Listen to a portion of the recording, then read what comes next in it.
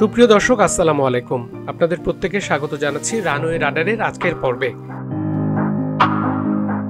আজকে আপনাদেরকে জানাবো হযরত শাহজালাল আন্তর্জাতিক বিমানবন্দরের সর্বাধুনিক সুযোগ সুবিধার বিষয়ে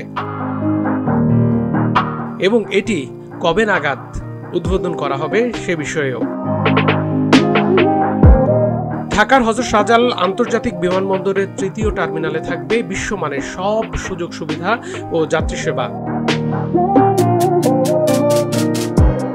বেসামরিক বিমান চলাচল কর্তৃপক্ষ বলছে, বিশ্বমানের এই টার্মিনালে 1044টি গাড়ি রাখার সক্ষমতা সহ বহুতল গাড়ি পার্কিং তৈরি করা আছে। এই টার্মিনালে একসঙ্গে 37টি উড়োজাহাজ পার্ক করে রাখা যাবে। এছাড়া তৃতীয় টার্মিনালে 16টি ব্যাগেজ বেল্ট স্থাপিত হয়েছে এবং অতিরিক্ত ওজনের ব্যাগেজের জন্য 4টি পৃথক বেল্টও থাকবে।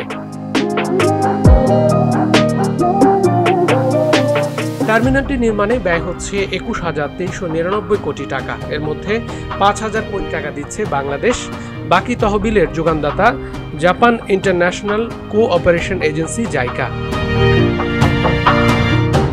টার্মিনালটির নকশা করেছেন বিশ্বের অন্যতম সেরা ও ব্যস্ততম হিসেবে পরিচিত সিঙ্গাপুরের চাঙ্গি বিমানবন্দরের নকশাকার রোহানি বাহারিন।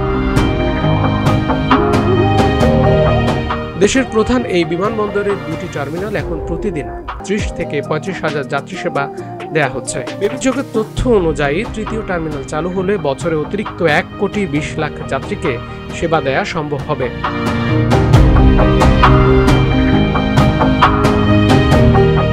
একটি করিডোরের মাধ্যমে পুরনো দুটি টার্মিনালের সঙ্গে নতুন টার্মিনালকে যুক্ত করা আছে। বাংলাদেশের ইতিহাসে প্রথমবারের মতো হিউম্যান বডি পুরোটাই কিন্তু স্ক্যান করা হবে, যার কারণে আলাদাভাবে আমাদের যে আর্চওয়েজ ডিটেকটিভ কিংবা অন্যান্য যে যন্ত্রপাতি আছে সেগুলো দিয়ে আলাদাভাবে তাকে চেকিং করার কোনো ধরনের প্রয়োজন নাই। সত্যিকার অর্থে এটি একটি অত্যাধুনিক প্রযুক্তি, যার মাধ্যমে বাংলাদেশের ইতিহাসে নবযুগের সূচনা হতে চলেছে। ঢাকার বিমানবন্দরে পৌঁছাতে হলে যানজটের ভয়ে হাতে লম্বা সময় নিয়ে রওনা দিতে হয়। কর্তৃপক্ষ বলছে, তৃতীয় টার্মিনালে যেতে সেই ভোগান্তি আর পোহাতে হবে না।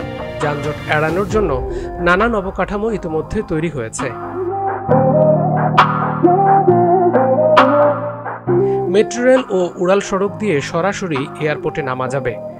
তৃতীয় টার্মিনালে সময় কাটানোর জন্য movie lounge, food court, airlines lounge, day room ও 14টি স্পটে ডিউটি ফ্রি সব থাকবে। যাত্রীদের নিয়ে আসা দর্শনার্থীদের জন্য আলাদা ব্যবস্থা, ব্রেস্ট ফিডিং কর্নার, বাচ্চাদের খেলার জায়গা থাকছে। নতুন টার্মিনাল ভবনের বহির্গমন পথে 10টি স্বয়ংক্রিয় ই-গেট থাকবে। যেসব যাত্রী অন্য দেশ থেকে বাংলাদেশে আসবেন তাদের জন্য 5টি ই-গেট খোলা থাকবে। পাশাপাশি থাকবে 177টি চেক ইন কাউন্টার, 64টি বহির্গমন ইমিগ্রেশন ডেস্ক এবং 64টি আগমনী ইমিগ্রেশন ডেস্ক। যাত্রীদের তল্লাশির ব্যবস্থায় পরিবর্তন আসছে। বডি স্ক্যানার যন্ত্রে স্বয়ংক্রিয়ভাবেই তল্লাশি চলবে।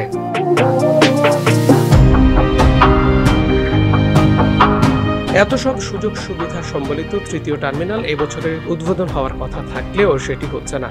নানান জটিলতায় এটি পিছিয়ে আগামী বছরের শুরুর দিকে উদ্বোধন হওয়ার কথা রয়েছে। তো সুপ্রিয় দর্শক, অপেক্ষায় থাকুন তৃতীয় টার্মিনালের সর্বাধুনিক সব সুযোগ সুবিধা নিতে। আর সঙ্গে থাকুন আমাদের। আপনার মূল্যবান মতামত দিয়ে আমাদেরকে সমৃদ্ধ করুন।